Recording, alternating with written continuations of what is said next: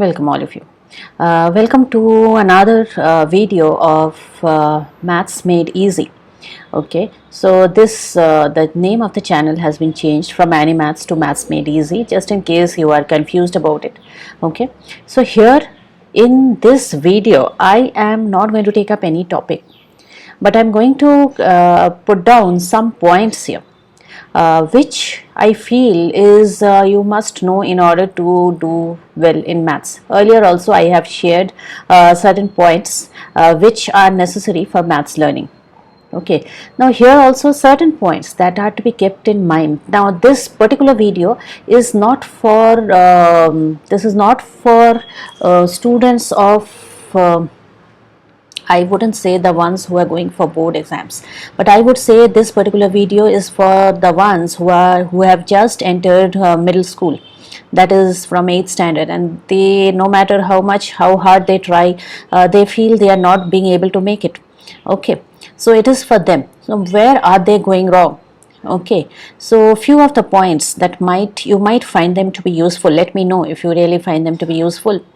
So firstly, the moment you enter 8th standard, you have topics like compound interest, profit and loss, percentage, and this is where it is found to be very difficult for 8th graders. They simply can't manage. They can do the easy sums, they cannot do the tough ones. I'm sure this is a story of many of you over there. So how to manage this?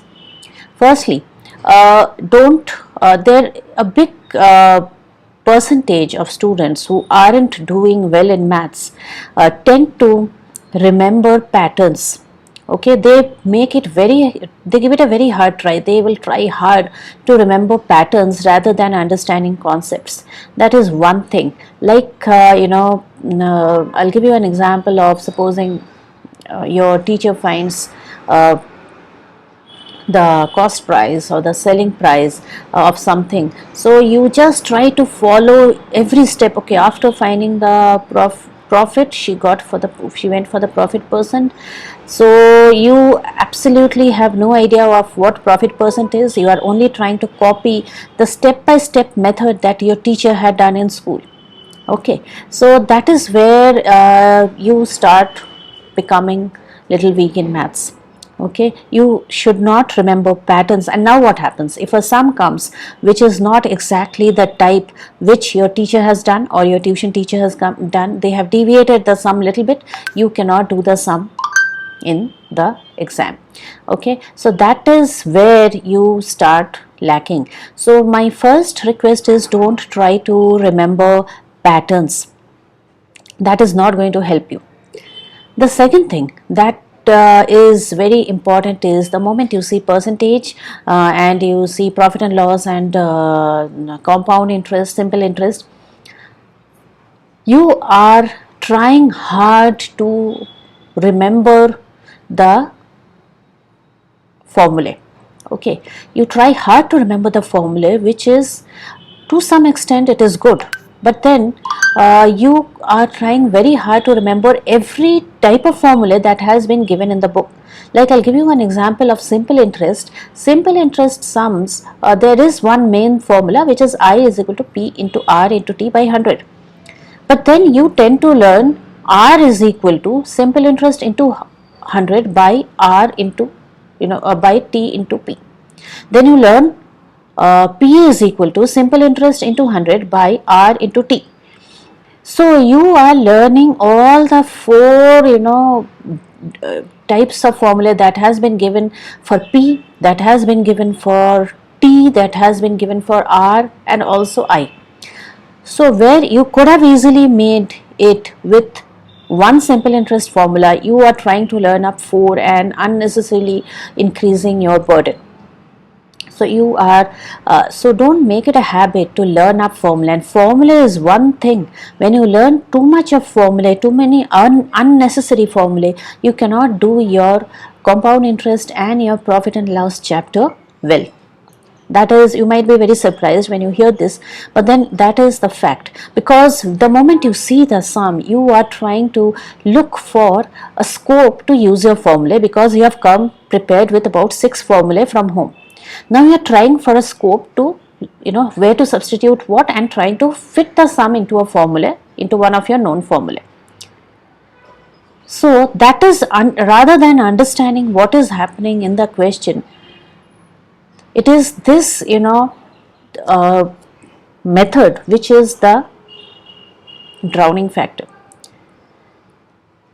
So what I mean to say is, try to do sums, yes, remembering formulae, few formulae in these simple interest, as I gave you an example, or compound interest, there is one main formula, or profit and loss, there are few main formula. Apart from this also, try to understand the concept, because once you know the concept, you can get rid of many formulae in these chapters, and you can manage without formulae by simple X method or simple unitary method. You can do many of the sums.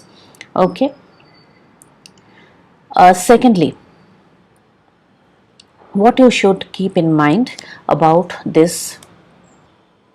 Secondly, I want to tell, middle school is the time to learn new concepts. Okay, and it is in high school, it is in 10th standard when you start using these concepts. Like you learn identities in 8th standard and you use them in 10th standard. Okay, so if you have somehow, in your final exams, profit and loss is not there. In the first exam you had profit and loss, compound interest, percentage and all that, and you somehow managed to get some marks, remember, it's not going to be enough for you, because you feel that is the end of the chapter. 9th standard, yeah, I don't have compound interest, I don't have simple interest, I don't have percentage in 9th standard, so it's not going to bother me anymore. So somehow I managed one exam, that is good enough. It is not so. You need to understand it. Why? What happens is, in your 10th standard or in your 9th standard, in many of the chapters, the concepts of these topics come up once again. Okay, so that is where you start suffering once again, when you don't remember your concepts well. So you have to understand, exam or no exam, you have to understand the concepts. Now what next? There is another thing which you have hardly realized, that is, it can also be connected to maths. Now that is, I would suggest all students of middle school level to do some kind of reading. Okay, because you can read your textbook, you can read your history, your geography, or read some newspaper, because it might sound very strange to you all that why am I, because that is one thing people never connected to maths. But then I will tell you, all boards, be it CBSE or be it ICSE, they are coming up with subjective questions, and the questions are becoming big paragraphs. Okay, so you have to go through the entire question, and then you have to understand what do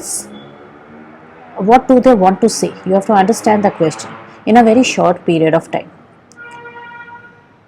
Also, there is some amount of patience involved. Now, since because of the reading habits have reduced amongst the students because of many factors, so children cannot. Firstly, children don't have the patience to read the entire question. Secondly, even if they read it, they find it difficult to comprehend the question. This is coming from my experience. That is, the moment a big question comes, they don't understand what exactly is being told, because they have lost the habit of reading a paragraph and comprehending. So what I want to say is, please read aloud, please read some things, please try to do maybe more comprehension passages. Okay, because that is a part of it, really affects your maths learning too. Okay, sometimes teachers tend to leave out certain chapters, because probably that chapter is being taken up next year too. Okay, so like profit and loss, it will be there in 7th, it will be there in 8th too. Okay, so sometimes it is not taught in the class, but then I would tell here exam or no exam, by the end of the year, see to it that you have done the entire portions. Okay, see to it that you have completed the entire portions, the entire textbook. Okay, you must complete the entire textbook because every chapter is required for whatever that will be taught next year. So you cannot leave out chapters simply like that because it is not coming for your exams in that year. Okay, apart from this, last but not the least, I will mention about one thing that is becoming a big problem with math students these days.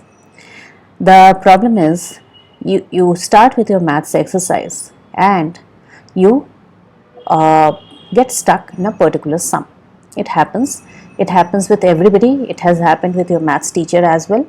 Okay, so there's nothing wrong if you are getting stuck with the sum. You cannot proceed with the sum.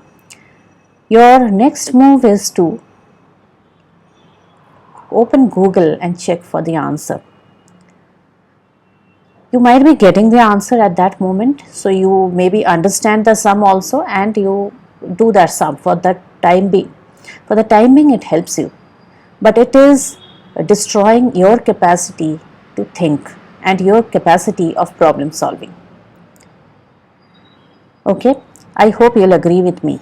So these days there are certain apps too, which the moment you ask for the solution to the sum, you get it. Okay, so they can be taken help the day before the exam. Maybe you have a very tough question and you are not getting time to solve it. But then there's no harm if you are not getting an answer to a sum and you wait for 3 days and you try it for 3 days. You'll be a better maths person. Okay, so this is this turning up to Google for an answer or turning up to an app for an answer has to be stopped immediately among the students. It is not helping them at all. Okay, so what happens is especially in geometry, there every sum is a different type. So how to solve it, you don't know, and immediately you surrender and you turn to the app.